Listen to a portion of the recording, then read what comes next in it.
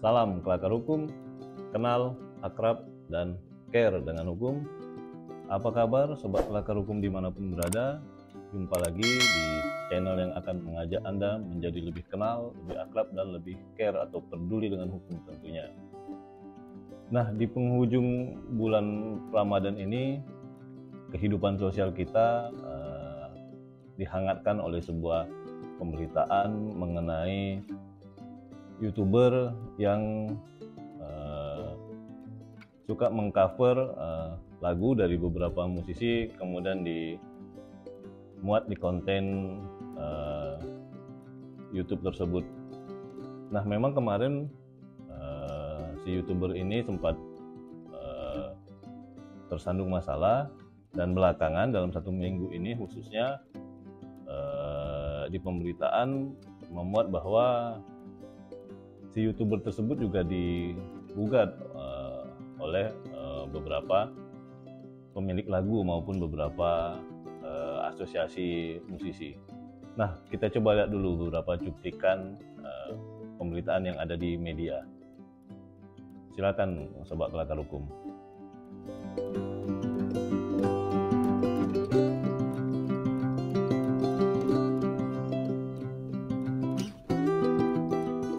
Baik, tadi sudah Sobat Kelakar Hukum simak beberapa headlines di media-media online bahwa YouTuber yang bersangkutan digugat dengan nilai yang cukup fantastis, puluhan miliar, oleh beberapa musisi maupun dari asosiasi.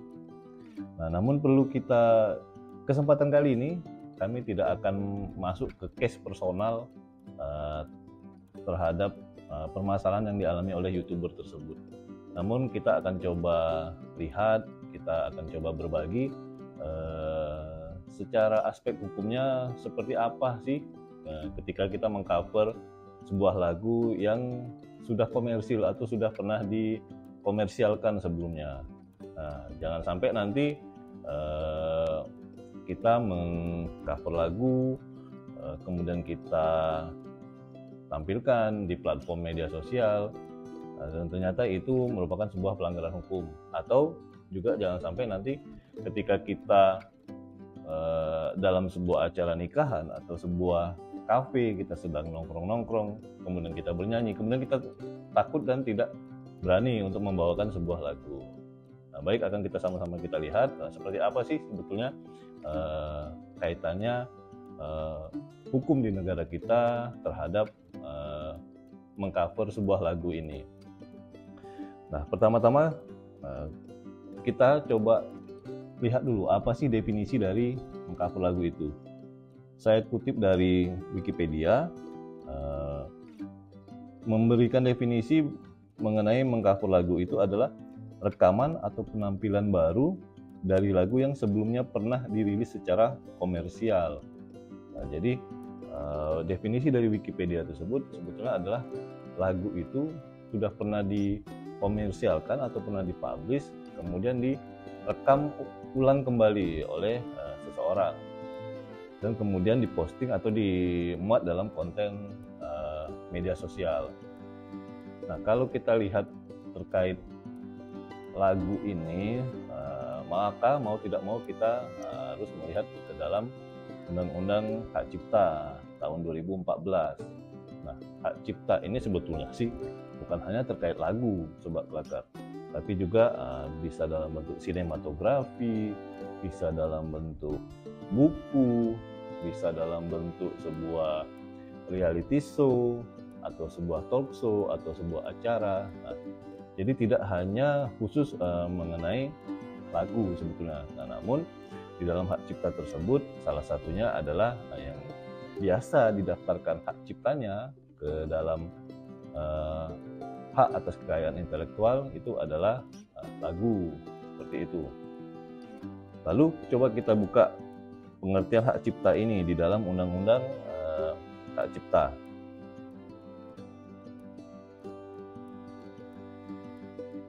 Nah, di dalam pasal 1 Undang-Undang Hak Cipta ini, Undang-Undang nomor 28 tahun 2014, Definisi hak cipta itu adalah hak eksklusif pencipta yang timbul secara otomatis berdasarkan prinsip deklaratif setelah suatu ciptaan diwujudkan dalam bentuk nyata tanpa mengurangi pembatasan sesuai dengan ketentuan peraturan perundang-undangan.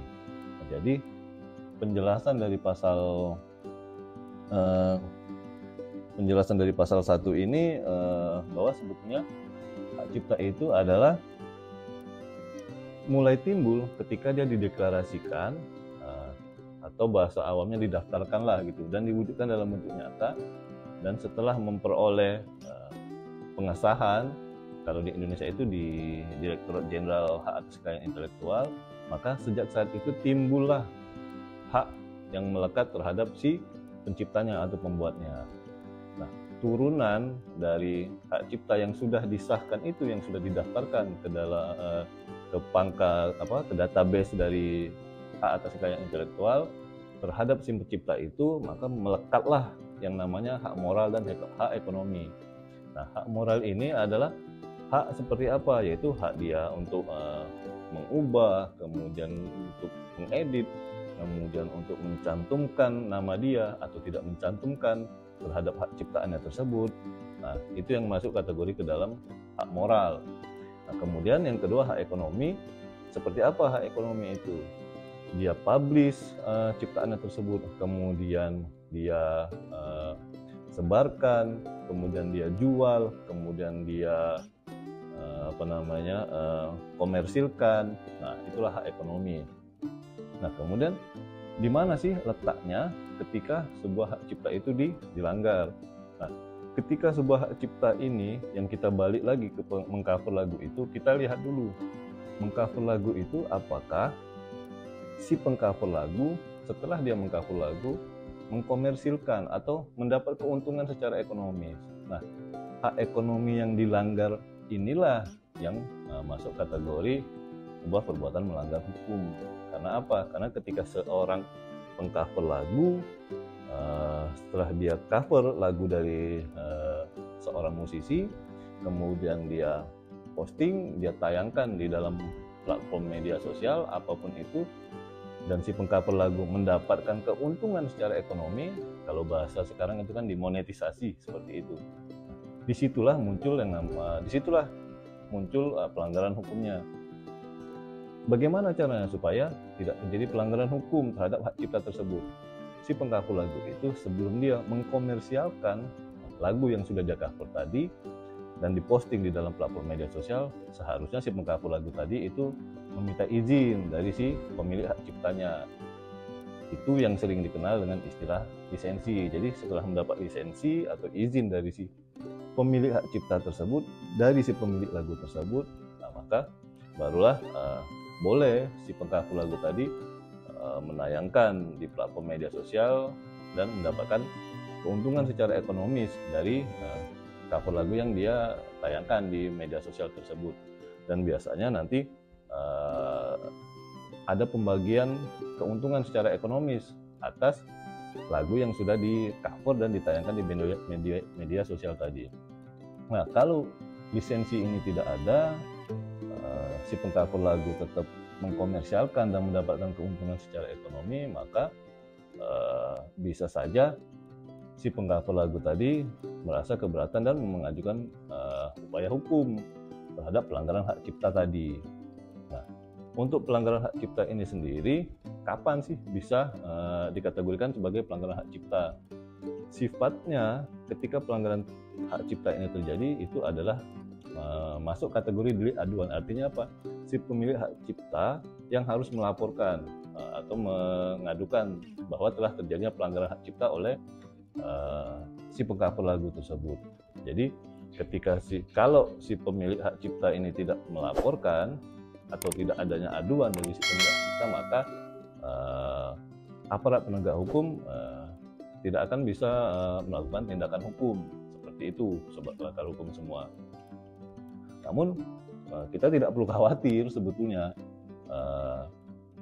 Dalam kondisi tertentu, di dalam pasal 43 Undang-Undang Hak Cipta ini juga mengatur boleh saja untuk melakukan mengcover lagu ini. Contohnya Sepanjang apa? Sepanjang kita pada saat melakukan mengcover lagu tersebut, kita tidak mengambil keuntungan secara ekonomis. Contoh misalkan seperti ini, Sobat Kelakar lagi di acara nikahan, kemudian diminta untuk naik ke atas panggung dan membawakan sebuah lagu.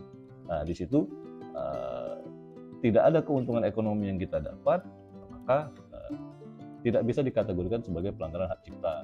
Atau ketika kita sedang nongkrong-nongkrong di kafe, lagi santai, biasanya bersama teman kita, panggil ke atas panggung, kemudian nyanyi, nah, itu juga tidak termasuk kategori pelanggaran hak cipta.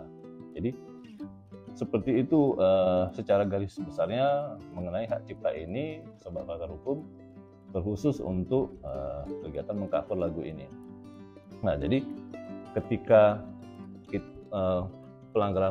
ketika si pengcover lagu itu tidak memiliki lisensi dari si pemilik hak cipta, kemudian dikomersialkan dan si pengcover mendapat keuntungan secara ekonomis, maka terdapat ancaman pidananya sebagaimana diatur dalam pasal 113 Undang-Undang Hak Cipta tersebut.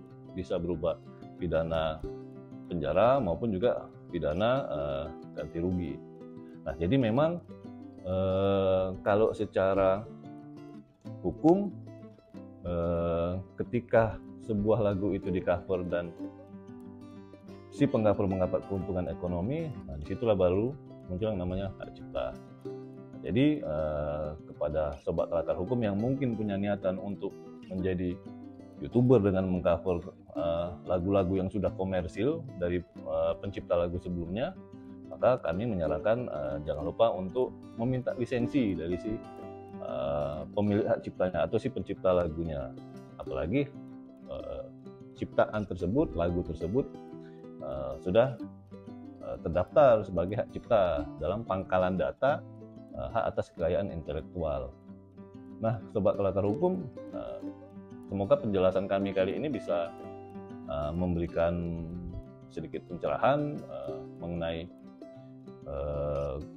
kegiatan mengcover lagu tersebut, dan saran saya jangan segan-segan untuk mengirimkan pertanyaan kepada kami.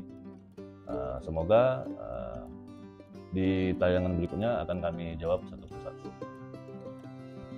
Selamat merayakan Hari Raya Idul Fitri. Kami tim Kelakar Hukum mengucapkan mohon maaf lahir dan batin. Sampai jumpa di tayangan berikutnya. Salam Kelakar Hukum, kenal, akrab, dan care dengan hukum.